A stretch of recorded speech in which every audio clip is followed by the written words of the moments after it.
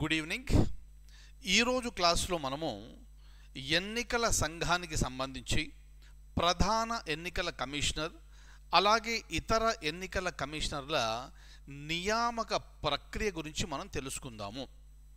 దీంట్లో కొత్తదనం ఏమిటి అంటే, గతంలో ఉన్న ప్రాక్టీస్ ప్రకారంగా మంత్రిమండలి అంటే ప్రధానమంత్రి నాయకత్వంలో ఉండే మంత్రిమండలి సిఫారసు మేరకు రాష్ట్రపతి వీరిని నియమించడం జరిగేది. కానీ డిసెంబర్ 2023లో ఒక కొత్త చట్టం అమల్లోకి రావడం వలన వీరిని నియమించే ప్రక్రియ అదంతా కూడా పూర్తిగా మారిపోయింది. కాబట్టి అది ఎగ్జామినేషన్ పాయింట్ ఆఫ్ వ్యూ మనకు చాలా ఇంపార్టెంట్. నెంబర్ 2, ఎన్నికల సంఘం ప్రస్తుతం విపరీతంగా న్యూస్లో ఉంది. ఎందుకంటే అతి త్వరలో మనకు లోక్సభకు ఎన్నికలు జరుగుతున్నాయి, అలాగే కొన్ని రాష్ట్రాల్లో అసెంబ్లీ ఎన్నికలు కూడా జరుగుతున్నాయి. అంతేకాకుండా ఎన్నికల సంఘంలో ఏర్పడ్డ సంక్షోభం గురించి కూడా మీరు పేపర్లో చదివే ఉంటారు. ఎన్నికల సంఘంలో మనకు తెలిసి ఒక ప్రధాన ఎన్నికల కమిషనరు అలాగే 2 ఎన్నికల కమిషనర్లు ఉంటారు. కానీ ప్రస్తుతము అంటే మార్చి 11, 2024 వరకు మనకు ఎన్నికల సంఘంలో ఒక ప్రధాన ఎన్నికల కమిషనర్ మాత్రమే ఉన్నారు. ఎందుకంటే ఉన్న మిగతా ఇద్దరు ఈ ఎలక్షన్ కమిషనర్స్లో ఒకరు అనూప్ చంద్ర పాండే, వారు ఇటీవలే రిటైర్ కావడం జరిగింది.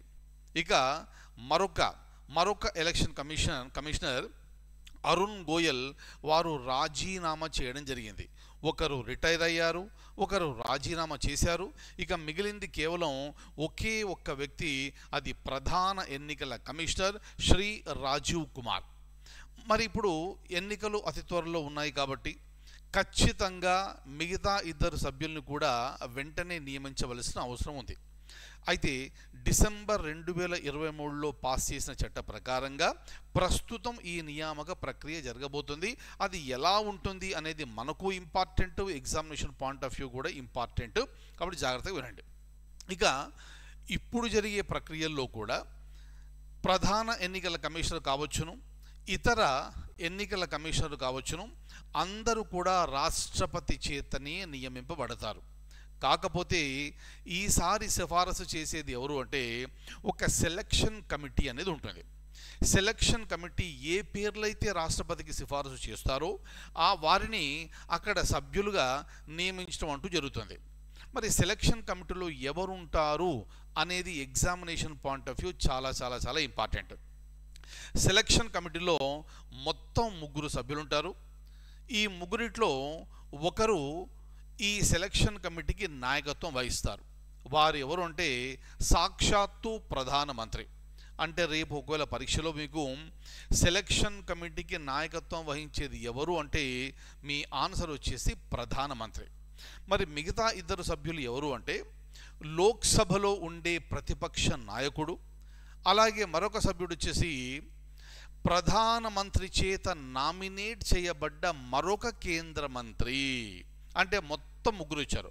మళ్ళొకసారి చెప్తున్నాను, ప్రధానమంత్రి, లోక్సభలో ప్రతిపక్ష నాయకుడు, అలాగే ప్రధానమంత్రి చేత నామినేట్ చేయబడ్డ కేంద్ర మంత్రి ఒకరు ఈ సెలక్షన్ కమిటీలో ఉంటారు. ఈ 3 కూడా కూర్చొని డిస్కస్ చేసి పేర్లను ఫిల్టర్ చేసి ఏ పేర్లైతే రాష్ట్రపతికి పంపిస్తారో రాష్ట్రపతి వారిని నియమించడం జరుగుతుంది. క్లియర్? ఇదొక పాయింట్. సో సెలక్షన్ కమిటీకి సంబంధించి ఇక్కడ నుంచి క్వశ్చన్ రావచ్చు. కానీ మరి సెలక్షన్ కమిటీ ఎవరిని అని నిర్ణయిస్తుంది అంటే బోల్నంతమంది ఉంటారు ఆ పూల్లో. మరి అంతమందిలో ఎవరిని తీసుకుంటారు అంటే సెలక్షన్ కమిటీకి సహాయపడడానికి ఒక సర్చ్ కమిటీ అనేది కూడా ఉంటుంది.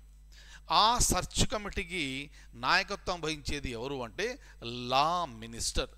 దయచేసి జ్ఞాపకం పెట్టుకోండి, నియమించేది రాష్ట్రపతి, రాష్ట్రపతికి సిఫారు చేసేది ప్రధానమంత్రి నాయకత్వంలో ఉన్న సెలక్షన్ కమిటీ, సెలక్షన్ కమిటీకి ఆ పేర్లను అందజేసేది సర్చ్ కమిటీ. సర్చ్ కమిటీలో 3 సభ్యులు ఉంటారు.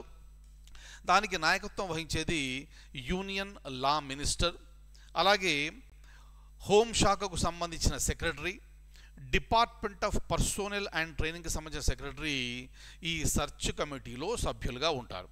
క్లియర్? మరి వారు ఎన్ని పేర్లు పంపిస్తారు అంటే ఒక పోస్టుకు 5 పేర్లు పంపించడం జరుగుతుంది. ప్రస్తుతం ఏమున్నాయి, 2 పోస్టులు ఖాళీ ఉన్నాయి అక్కడ. కాబట్టి ఈ సెర్చ్ కమిటీ ఒక 10 పేర్లను సెలక్షన్ కమిటీకి సూచిస్తే సెలక్షన్ కమిటీ దాని మీద చర్చించి దాంట్లోంచి 2 పేర్లు రాష్ట్రపతికి పంపితే రాష్ట్రపతి ఆమోదం తెలిపి రాష్ట్రపతి శ్రీమతి ద్రౌపది ముర్ము గారు ఆ 2 ఎలక్షన్ కమిషనర్స్ని అతి త్వరలో నియమించడం అనేది జరుగుతుంది. ఈ పాయింట్స్ మీరు ఎగ్జామినేషన్ పరంగా జ్ఞాపకం పెట్టుకోవాలి. దీనికి సంబంధించి నేను మీకు 2 క్వశ్చన్స్ చూపిస్తాను, అది ఎలా ఉన్నాయో చూద్దాం. చూడండి, ఫస్ట్ క్వశ్చన్ చూడండి. ప్రధాన ఎన్నికల కమిషనర్ మరియు ఇతర ఎన్నికల కమిషనర్ల నియామకానికి సంబంధించి క్రింది వానిలో సరైనది ఏది? 2 స్టేట్మెంట్లు ఉన్నాయి, అయితే 2 కరెక్ట్ అవుతాయి లేదా 2 తప్పు అవుతాయి, లేదా ఈ రెండిట్లో ఏదో ఒకటి సరవుతుంది. అంటే ఒకటి తప్పు అవుతుంది, ఒకటి సరవుతుంది. క్లియర్? కాబట్టి ఈ సబ్జెక్ట్ నాలెడ్జ్ మనకు బాగా ఉంటేనే మనం దీన్ని చక్కగా ఆన్సర్ చేసే అవకాశం వస్తుంది. చూడండి, స్టేట్మెంట్ ఏలో ఏమి ఇచ్చారు? ప్రధానమంత్రి నేతృత్వంలోని మంత్రిమండలి సలహా మేరకు భారత రాష్ట్రపతి చేత నియమించబడతారు. అది గతం. కాబట్టి ఈ స్టేట్మెంట్ ఏ అనేది తప్పు. స్టేట్మెంట్ ఏ ఎప్పుడైతే తప్పు అవుతుందో ఇక్కడ నుంచి మనం ఈ ఆప్షన్ 1 తీసేయచ్చు. క్లియర్? రైట్. అలాగే ఇక్కడ బోత్ ఏ అండ్ బి అనేది కూడా మనం తీసేయచ్చు. ఎందుకంటే ఏ అనేది తప్పు కాబట్టి ఏ అనే దాన్ని మనం తీసేసాము. క్లియర్? అంటే 4 ఆప్షన్స్లో మనం వాటిని 2టికి తగ్గించేసాం. సో ఇటువంటి టెక్నిక్స్ మీరు ఎగ్జామినేషన్ పరంగా నేర్చుకుంటే పరీక్ష హాల్లో మీరు ఆన్సర్ చేయడానికి మీకు ఈజీగా ఉంటుంది. క్లియర్? సో కాబట్టి స్టేట్మెంట్ ఏ అనేది తప్పు. మిగిలింది మనకు ఒకటే ఒక స్టేట్మెంటు, అది చదివి కరెక్ట్ అయితే ఆప్షన్ 2 ఆన్సరు, అది కూడా తప్పు అయితే ఆప్షన్ 4 అనేది ఆన్సర్. క్లియర్? చూడండి, చదవండి. ప్రధానమంత్రి నేతృత్వంలో మరియు లోక్సభలో కేంద్ర మంత్రి మరియు ప్రతిపక్ష నేతతో కూడి ఉన్న ఉన్నత స్థాయి ఎంపిక కమిటీ సిఫారసుపై భారత రాష్ట్రపతి చేత నియమింపబడతారు. హై లెవెల్ సెలక్షన్ కమిటీ అని చెప్పుకున్నాము. నాయకత్వం వహించేది ప్రధానమంత్రి అని, దాంట్లో లోక్సభలో ఉండే ప్రతిపక్ష నాయకుడు ఉంటారని, అలాగే ప్రధానమంత్రి చేత నామినేట్ చేయబడ్డ మరొక కేంద్ర మంత్రి ఉంటారని మనం తెలుసుకున్నాము. కాబట్టి స్టేట్మెంట్ బి అనేది కరెక్ట్. కాబట్టి ఆబ్వియస్లీ ఈ స్టేట్మెంట్ 4 కాదు, ఆప్షన్ 4 కాదు, ఆప్షన్ 2 అనేది మన కరెక్ట్ ఆన్సర్గా మనం చెప్పవచ్చు. Clear? Very very important. So ఇటువంటి ప్రశ్నలు ఆన్సర్ చేసేటప్పుడు చాలా చాలా జాగ్రత్త వహించవలసి ఉంటుంది. క్లియర్? మరి ఇది కరెక్టా కాదా చూడండి. Absolutely correct. ఆప్షన్ బి అనేది కరెక్ట్ ఆన్సర్. అంటే స్టేట్మెంట్ బి మాత్రమే కరెక్ట్ అని మనం చెబుతున్నాము. మనకు ఒక మార్క్ వచ్చేసింది. గుడ్. క్లియర్? మరొకటి, ఇంకో క్వశ్చన్.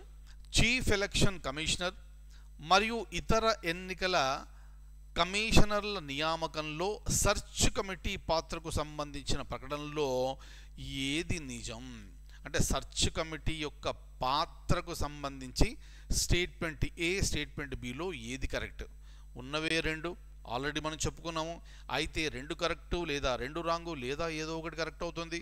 చూద్దాం. ఇక్కడ స్టేట్మెంట్ ఏ చూసుకుంటే న్యాయమంత్రి ఆధ్వర్యంలో సెర్చ్ కమిటీ ఒక్కో పోస్టుకు 5 పేర్లతో కూడిన షార్ట్ లిస్టును సిద్ధం చేస్తుంది. కాబట్టి స్టేట్మెంట్ ఏ అనేది కరెక్ట్.